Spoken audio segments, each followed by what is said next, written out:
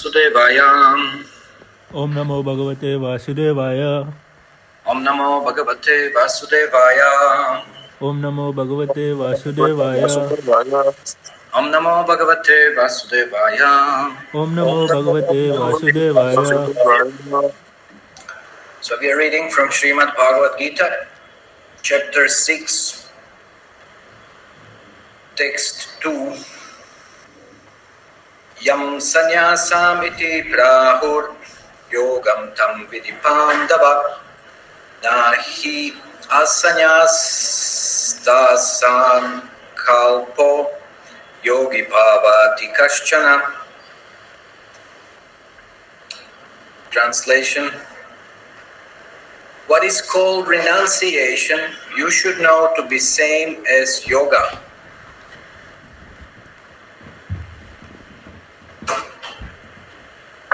Or linking oneself with the Supreme. O son of Pandu, for one can never become a yogi unless he renounces the desire for sense gratification. Om Ajnana Timirandasya Jnanjana Shalaka Chakshuram Militam Yena Tasmai Shri Gurave Namaha Shri Chaitanya Manobishtam Stavitam Yena Bhutale Svayam Rupa Kada Mayam Dadati Svapadantikam Vandeham Shri Guru Shita Parakamalam Shri Gurum Vaishnavam Shri Rupam Sarda Jatam Sargana Raghunatam Vitam Tam Sajivam Sadvaitam Savadutam Parijana Sahitam Shri Krishna Chaitanya Devam Shri Radha Krishna Padam Sagana Lalita Shri Vishakan Vitam Shri Hey Krishna Karuna Sindhu Dinabandhu Jagatpate Gopisha Gopika Kanta Radha Kanta Namastute Kapta Kanchala Gaurangira Devi Vrindavaneshwari Vishabana Sute Devi Pranamami Hari Priye Vanchakalpa Tarubhyascha Kripa Sindhubhya Evacha Paritanam Pavanebhyo Vaishnavebhyo Namo Namah Jai Shri Krishna Chaitanya Prabhu Nityananda Shri Advaita Gadadhar Shivasari Gaura Bhakta Vrinda Hare Krishna Krishna Krishna Hare Hare Hare Rama Rama Rama Hare Hare. So in the previous verse, Krishna said that one who is unattached to fruits of his work and who works as he is obliged in the renounced order of life, and he is the true mystic, not he who lights no fire and performs no duty.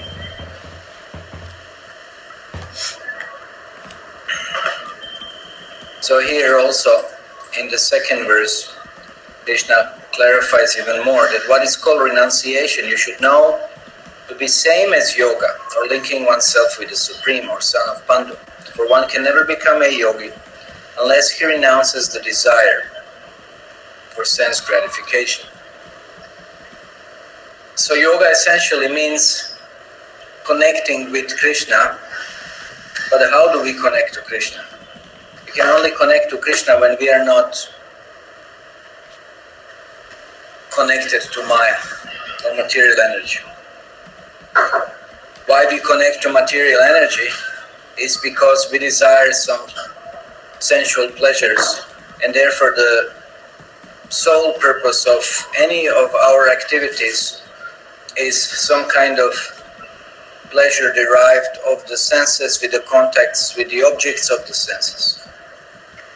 So when we connect ourselves disconnectedly from Krishna,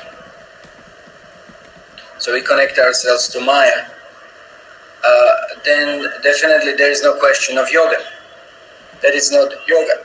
Yoga process means linking, it said, connecting, but to Krishna, otherwise it's not yoga. Very often, of course, nowadays the yoga word has become very popular, and it's actually made very popular for various reasons, various agendas are there. But major one being what? Why is yoga considered to be popular? Why people are interested in yoga? To have good health, Prabhuji. Health. Are you going to Gokarna? Huh? No, Prabhuji. Okay, then you have no rights to say anything. Sagar, Bolo, you're coming. Physical, what? Physical health, yeah.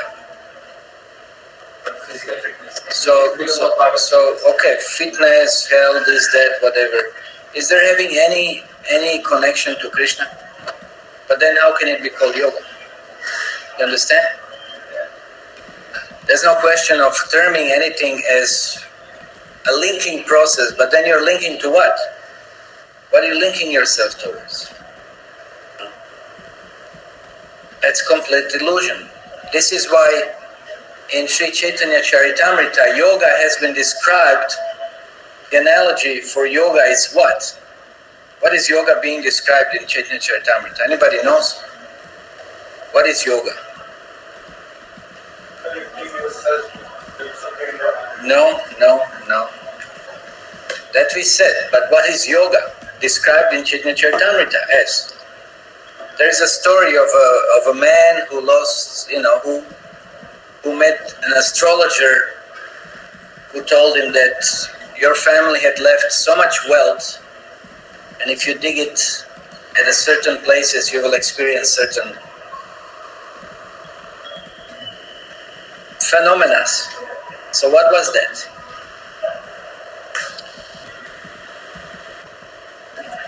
So that, no, you don't know that story? I heard it, but you forgot. Okay.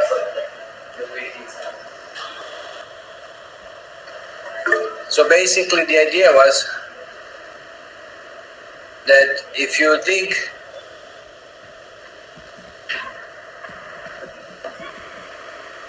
at a certain direction, and every direction represents a certain path, karma, dhyana, or yoga like this, and bhakti. So bhakti is east, and bhakti is the real wealth. If you dig south, you'll get some karma, you'll get some fruitive activities. If you dig in the west, that's the direction of mental speculation. If you dig in the north, that actually is compared to yoga, which is the worst. So west is mental speculation, means jnana, and north is the worst. It's that yoga which is, as we have been mentioning, it's the yoga which is in relationship to health, better sex life, some kind of relaxation,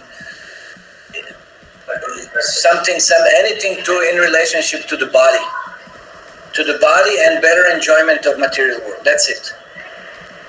So that's why it says that best it's compared to drones. The drones which are like big bees which sting you, right? That's very painful. Actually, you can even die. It's very painful. And I forget the other two, but the north one, yoga, which is the most important, the north one, yoga, is compared to black snake. Black snake. So that's what yoga is compared.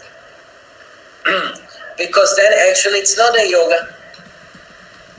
Then you're stinged with the poison of so many so-called benefits of such kind of practice, but not in connection to Krishna. It takes you away from Krishna. This is what then yoga is. But that's not real yoga. That's just termed as yoga. There's some kind of terminology only applied to it, assigned to it. But it's not a real yoga because there's nothing to do with Krishna. It's nothing to do with Krishna. So that's why if we are practicing spiritual life and we don't connect to Krishna, that's not spiritual life. This is just an illusion. If we don't associate with the devotees, if we, I attend some classes and I chant some rounds and I this and that, but I don't come to temple, I don't perform devotional service, I don't go for yatra, that's all mine. And I have billions of excuses not to do so. It's all absolute, complete black snake, which will devour us and set us deeper into ignorance. So this is how our mind is cheating us, giving us so many excuses not to associate with devotees, but just stay at home and do your so-called black snake rituals at home. That's it. That's what it is. It's just black snake. And you may have a very nice black snake. Sometimes some people like snakes, and they feed the black snake nicely, and they have it as a pet, right? But sooner or later, that black snake is going to bite you, right? It's going to bite you. I've seen many documentaries, and I've heard many times people who deal with snakes, eventually they get bitten and die by the snake. Yeah. You may be surrounded by so many snakes, and you're just into snake. Of course, then what do you become? You become a snake in the next life also. Envious, poisonous snake. So that's what life is. That's very tricky. That's what it is said in Upanishads. Spiritual life, it's like a razor's edge. It's like a razor's edge. If you're not careful, dead, finish. Yeah. So one has to be very careful what is he doing. So in the name of so-called spirituality, if we don't really apply processes we should apply, and then we misapply it for something material, whether it be subtle benefits or gross benefits, but it all takes us away further from Krishna, then it's a black snake. You never thought of yoga as a black snake, but now I'm giving you an example from Chaitanya Charitamrita. That's what yoga is. Because that's where many times devotees also become misguided. They yoga. But yoga what? What is yoga? Yoga is meant for connecting to Krishna. And actually even Patanjali's yoga, it doesn't bring you to the platforms of bhava and prema. It acts mostly on the platforms of, karma yoga, a little bit dhyana after pratyahara, and then some, dharana and dhyan is that there is that focus of the yoga in itself. So it's like the same like the yoga ladder, but then bhakti means samadhi, full samadhi. Then only Paramatma, that conception of Paramatma. So it's not actually even that realization of Paramatma. It just brings you to the point of realizing Krishna, but that's not real bhakti. That's not bhakti that we talk about. Our bhakti means performing some service, relating to Krishna, doing something for Krishna, active devotional practice. That's bhakti. Not just realizing Krishna. That's Shantarasa. It's not good enough. So yoga won't bring you further than Shantarasa. Patanjali doesn't talk any further than that. So it's not good enough. Our bhakti, real bhakti described in Srimad Bhagavatam, goes far further. Far further. It's an active devotional principles. Active. It's not just I realize. That's why it's a dangerous step. That's why it's not just a black snake. It's a big kalia. It's a big takshak. Even black snake with the wings. It will follow you also. Even if you run fast, it will fly and catch you. And carry you even away. And then bite you nicely. Not just once.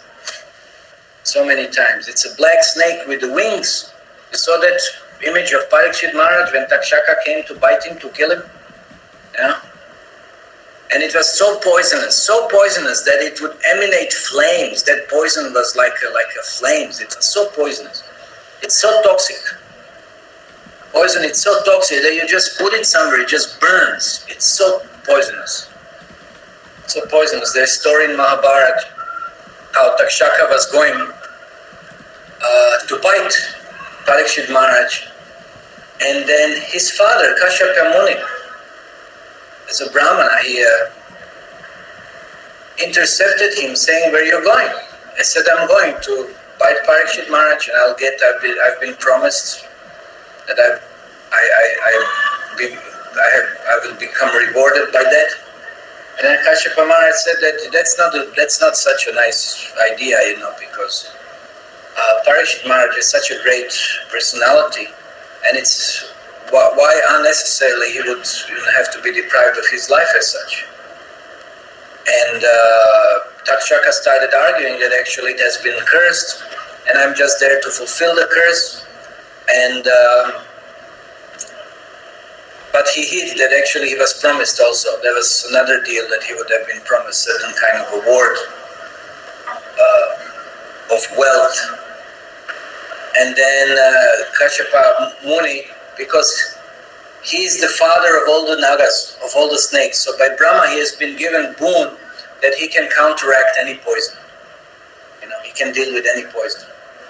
Because one of his wife was Kadru, right? Another one was Vinata, from which Garuda and Aruna were born, and another one was Kadru, thousands serpents, nagas, and from them so many other descendants and so forth.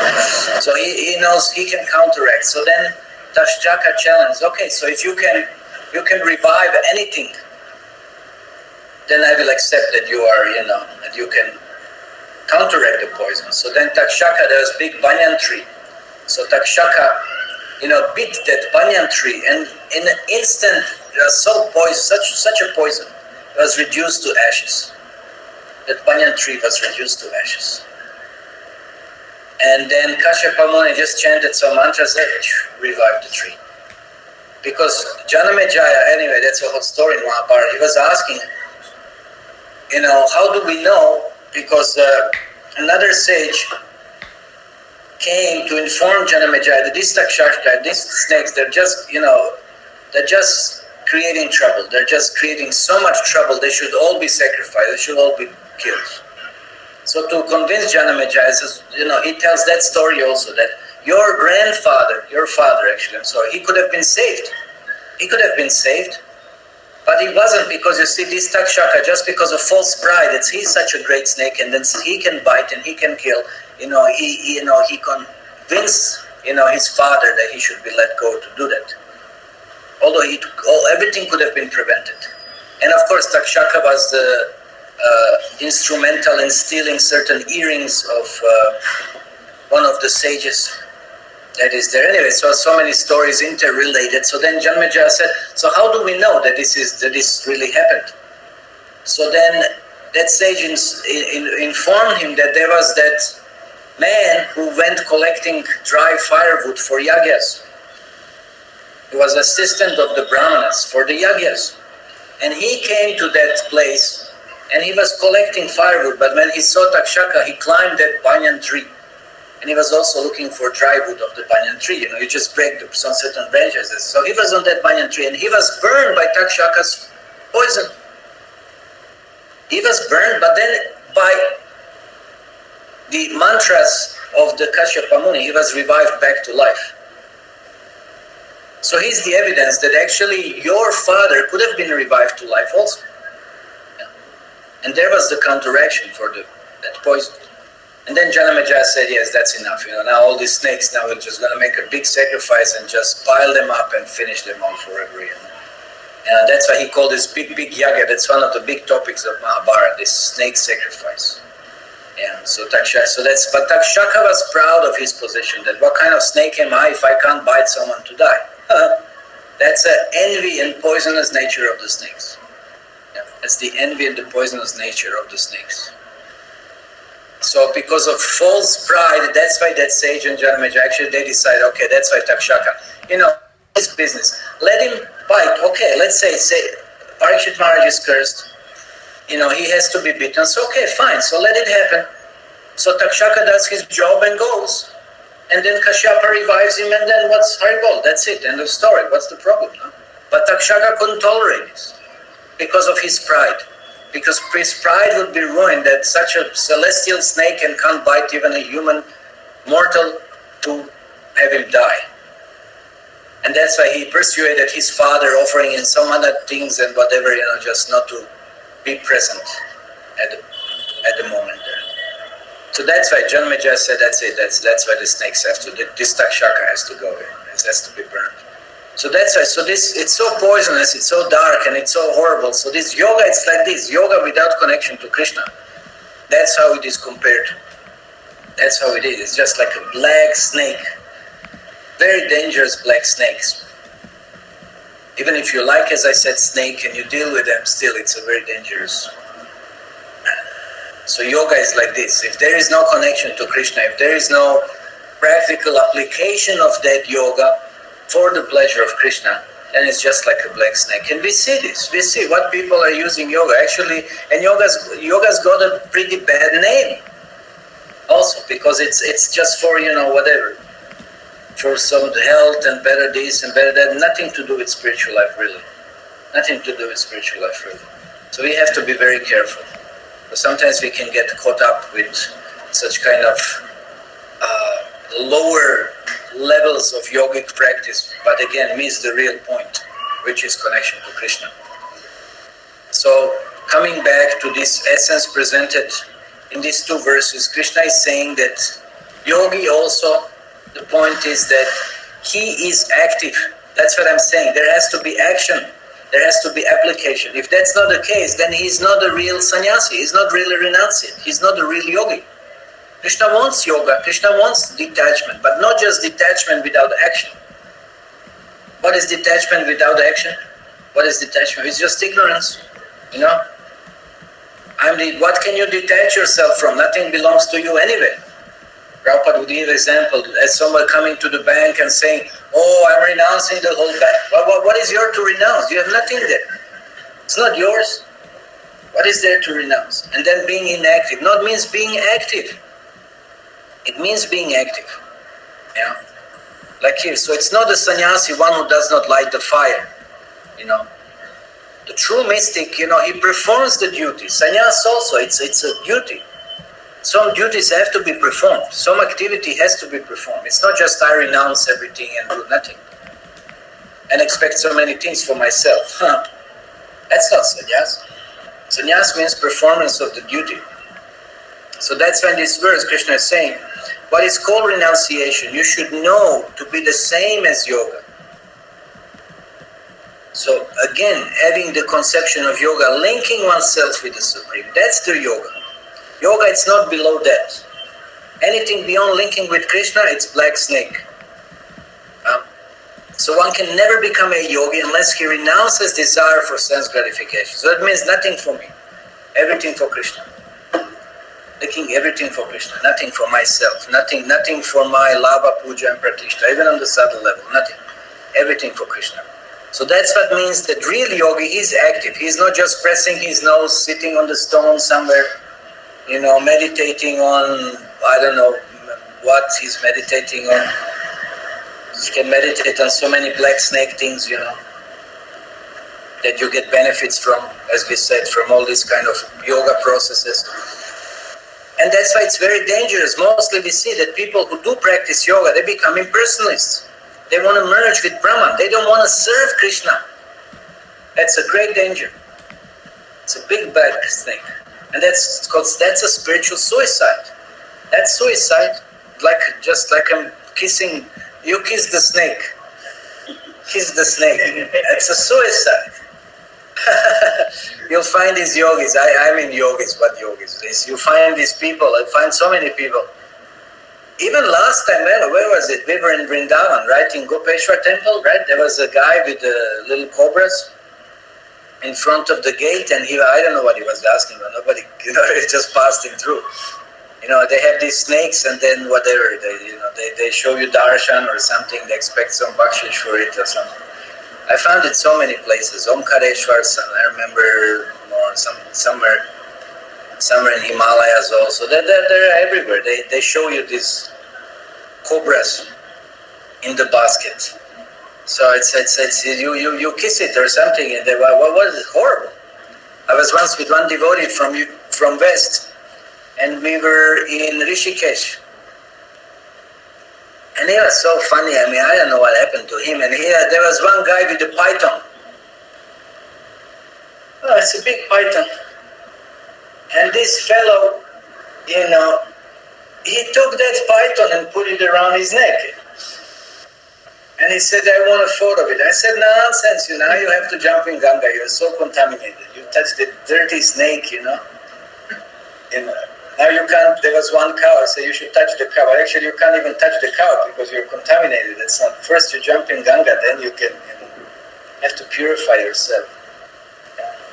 So some people are attracted by snakes. So anyway, coming back to the point, they should be very careful by dealing with the snakes and actually stay away as far as possible.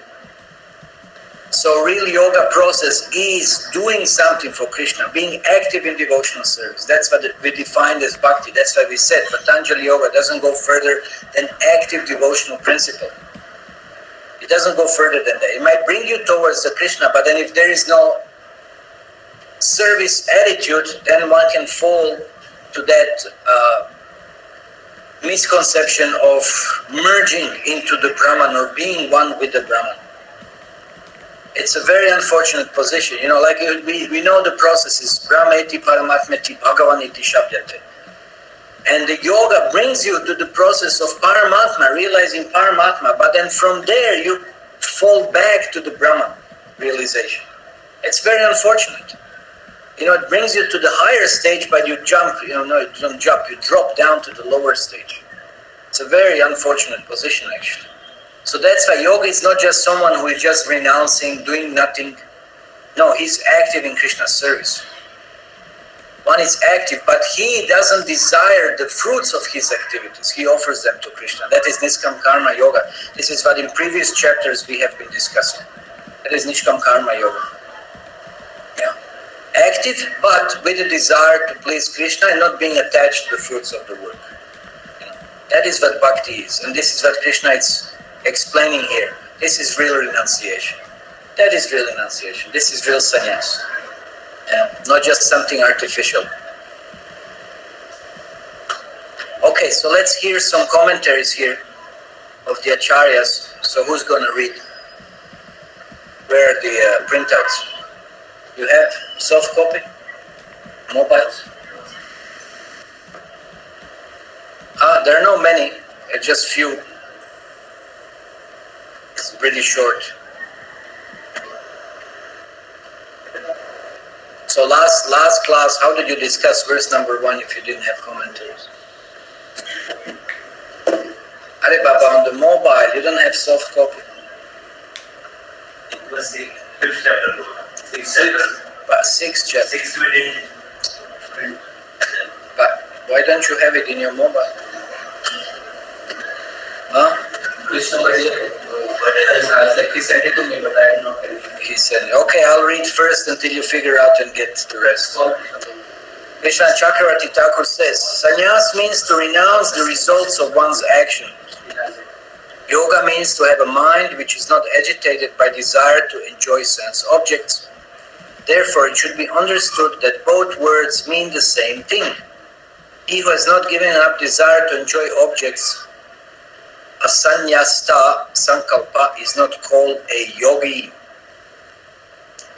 That's pretty interesting. Sannyas means to renounce the results of one's action. So that's the renunciation.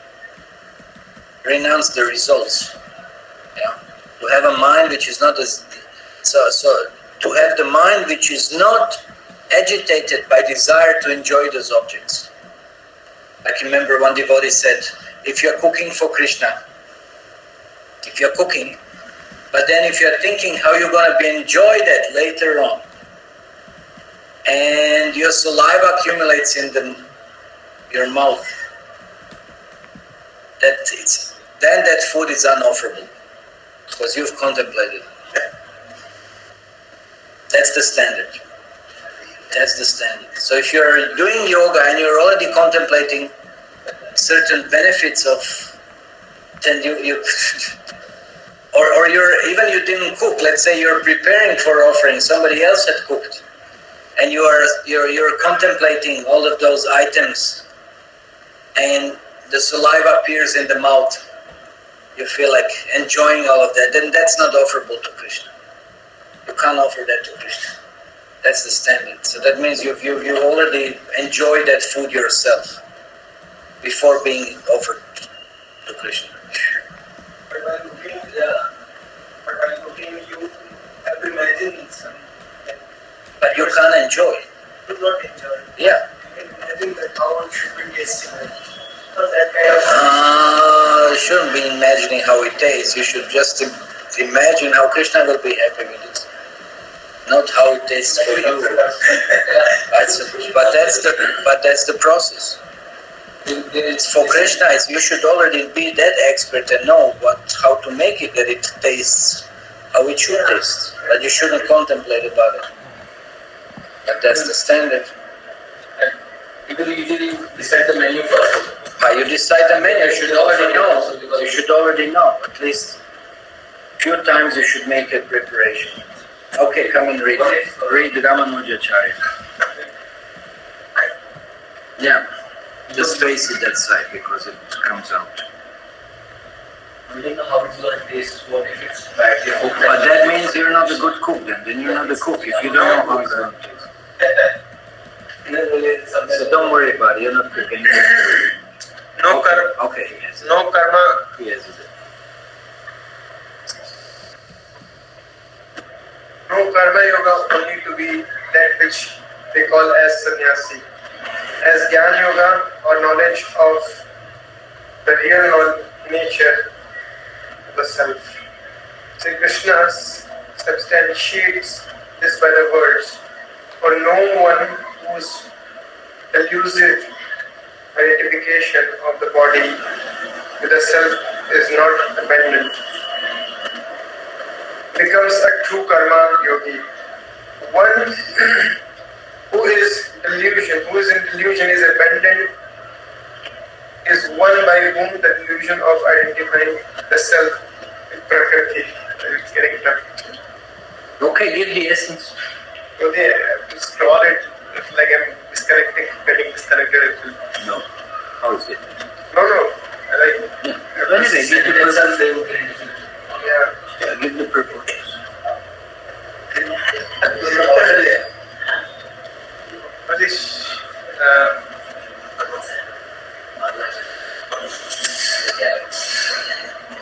Yes. Here it is said that Jnana Yoga is the real knowledge of the self. Means Jnana Yoga, whatever the knowledge we get, is the real nature of the self. And since Lord Krishna himself, he confirms it or substantiates it in this word. So one who has delusive identification of the body with the self is not abandoned, becomes a true karma yogi. So those who are in bodily concept, basically those who are in bodily concept of life, they are like true karma yogi. Actually, they do karma only. So one whose delusion is abandoned is one by whom the delusion is identifying with the self Prakriti. So this line I cannot give the essence of this. It's a little tough. One whose delusion is abandoned is one by whom the delusion of identifying the self with Prakriti body, which is reality distinct from the self, is not rejected by the contemplation of the real nature of the self. So you can do that. Basically, it is like what I can summarize is that talking about the bodily concept of life. They are attached to identifying ourselves with the body. Therefore, they are in delusion.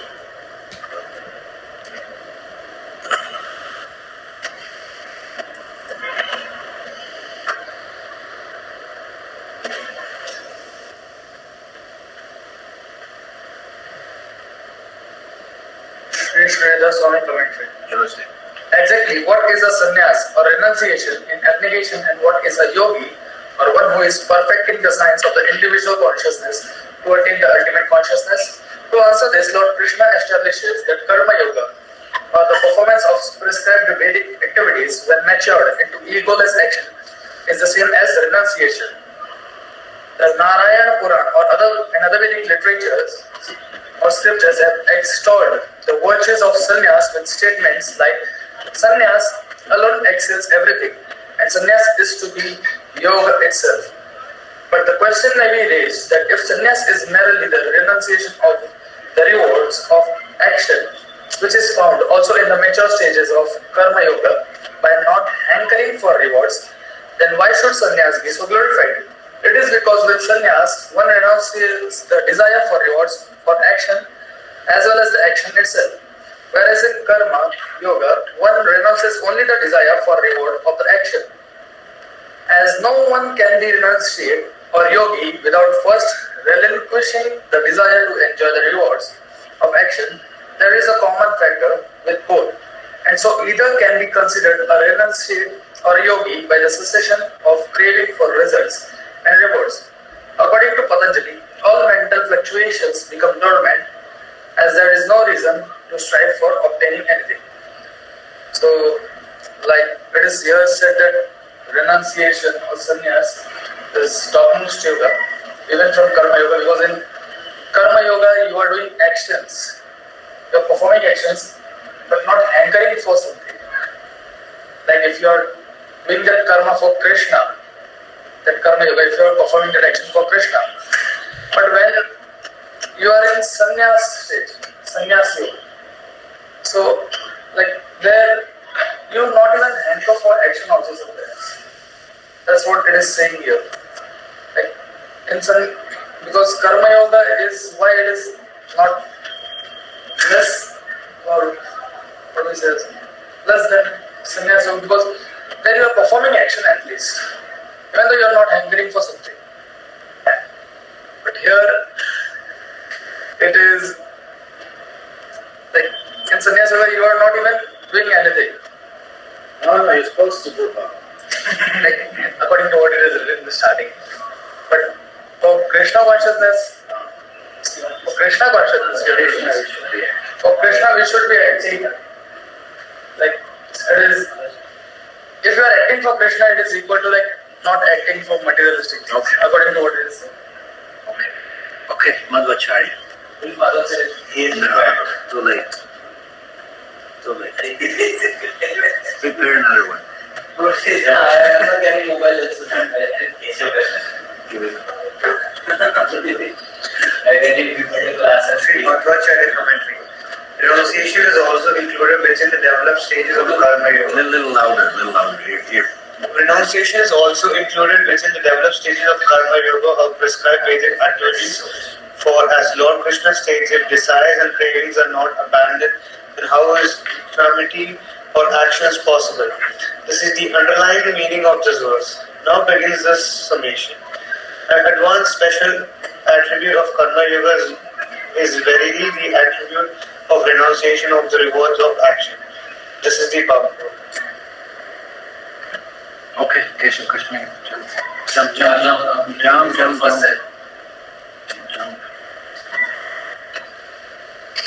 Commentary by Sri Keshav Kashmiri.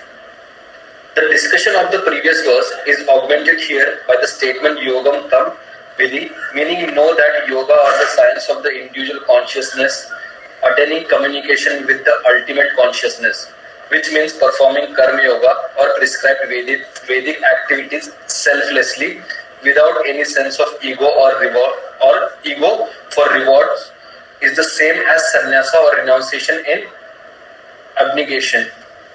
In the Vedic scriptures are seen passages like thus go beyond even sannyasa by performing all actions in this manner. This is designated as true renunciation. Why? Because one may not be considered doing yoga without cessation of desires for reward. So, what I understood from this verse is, and what is trying, like the acharyas are trying to emphasize, that it is been said that this dhyana yoga is a mechanical process, because at times if we can conquer the mind, then it becomes an automatic process that once the mind is linked to Krishna, then our activities and all this, whatever the actions we perform, become quite automatically directed towards or like directed in Krishna consciousness. But at times, like people find it very difficult to control the mind. So there is a term like in like now modern science also believes that like if your body is little troublesome, like you can do some meditation and the body starts showing certain kind of effects. Or even if some people have anxieties and all, like certain diet can be given to them, and that can implement into better body. So this dhyana yoga becomes quite mechanical, and one of the example which is quite often given is of the tiger, like, and how does one tame the tiger, the ringmaster. So usually it's been strive and it's been kept hungry. So this is how Dhyan Yoga is. Most of the people, they go in the jungle where there is not much of distraction, like they are not seeing other things and all. But as soon as they come back, it's not like guaranteed that they will not get agitated by it. So it's always suggested that it's better we control the mind. We do not take the mechanical process of this yoga, but we go for the automatic process. Like the automatic process, like we keep reminding ourselves, like whatever we do is like we should do it for Krishna. So like this is my understanding. Hare Krishna.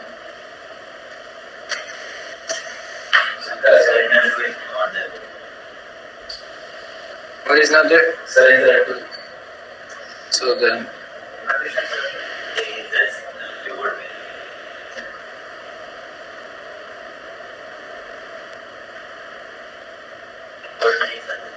okay, Prabhupada gave the last conclusion. Prabhupada.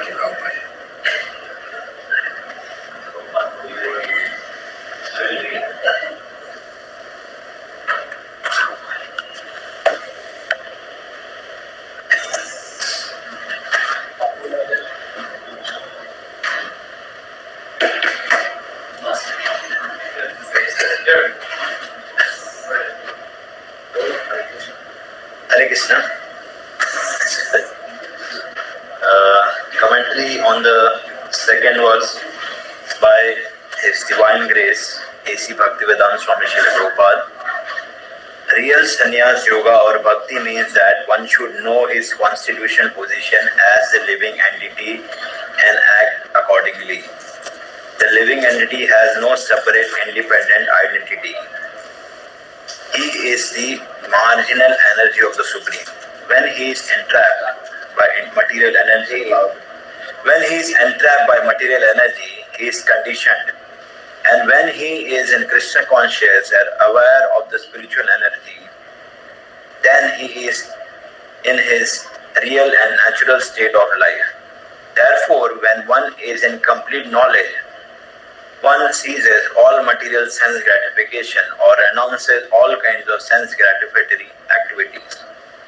This is practiced by the yogis who restrain the senses from material attachment. But a person in Krishna consciousness has no opportunity to engage his senses in anything which is not for the purpose of Krishna. Therefore, a Krishna conscious person is simultaneously a sannyasi and a yogi. The purpose of knowledge and of restraining the senses as prescribed in the Jnana and Yoga processes is automatically served in Krishna consciousness. If one is unable to give up the activities of his selfish nature, then Jnana and Yoga are of no avail. The real aim is for a living entity to give up all selfish satisfaction and to be prepared to satisfy the Supreme. A Krishna conscious person has no desire for any kind of self-enjoyment. He is always engaged for enjoyment of the Supreme. One who has no information of the Supreme must therefore be engaged in self-satisfaction. Because no one can stand on the platform of inactivity, all purposes are perfectly served by the practice of Krishna consciousness. So, you will explain. So, whatever I can understand, Prabhuji will explain more. But here Prabhupada is telling one who is Krishna conscious. First, we have to understand it is given the purpose of our life. Krishna and Nityadas. Jivera Swarup by Krishna and Nityadas. So we are Tatasya Sakshi. So in Chaitanya Charitamrita, the shlok is there.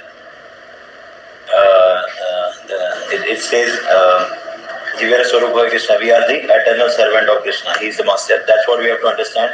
And we have to engage all our senses in service of Krishna. Then only we will be satisfied. Like example, Prabhupada gives many times, like feeding the roots of the tree, watering the roots of the tree. So when we water the roots of the tree, all the branches and it will be getting the water. And the example of stomach, when we feed ourselves, we put the food in the stomach and the other parts of the body get satisfied. So this way we can understand that if we satisfy Krishna, every everybody else will be satisfied. No need to separately satisfy parents, friends, relatives, nation. When we satisfy Krishna, all the other will be satisfied. Thank you very much. Okay, any questions, comments?